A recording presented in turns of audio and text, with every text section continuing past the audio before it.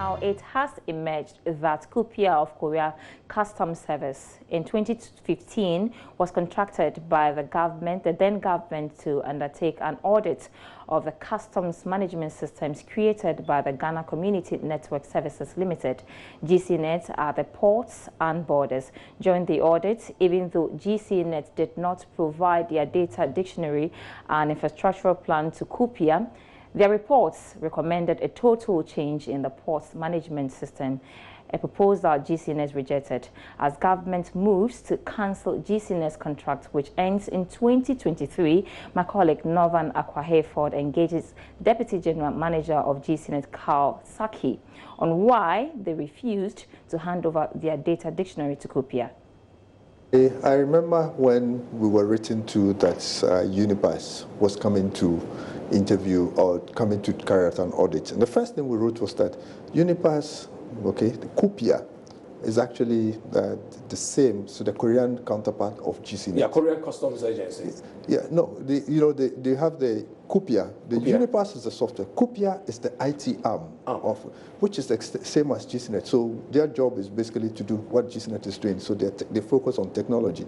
And so first we raised an issue that that entity can't carry out this in an impartial manner because they've already been trying to make overtures to come into Ghana.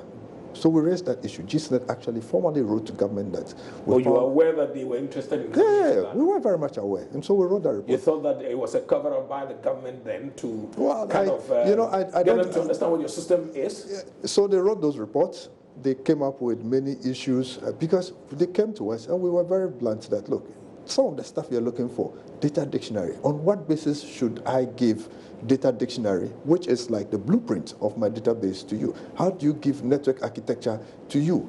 You know, those are things that you can't give out to anybody because they are proprietary stuff. Those are stuff that make your system work. You know, so we couldn't give that to them. You understand? And so from my perspective, the stuff they wrote in the report were flawed. They wrote many stuff. Later on, we got to see some of the reports because a lot of the things that they talked about, actually, and to date, sometimes we hear those things, were not true. What did they exactly talk about that you were against? So they talked about the fact that the ministries, departments, and agencies were not issuing permits electronically, which is not true. They talked about the fact that the system did not support paperless functionality, which is clearly not true. We saw paperless being implemented by the Vice President. I mean, the big fanfare, the talk about let's go paperless. Yeah, but then... Did it exist before then? Yes, it did. Paperless had been implemented in Takrade way back in 2012, 2011, 2012. I think the system was designed to be paperless right from day one.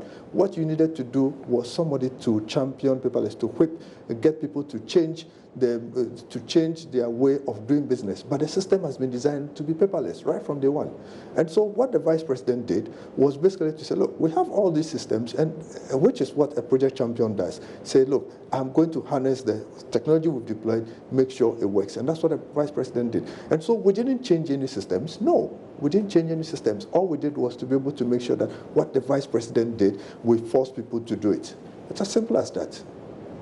Yeah. So those things, and so if with Kupia and Korea, they know the systems we work with are coming from Singapore. Singapore ease of doing business ranking actually is rated higher than Korea.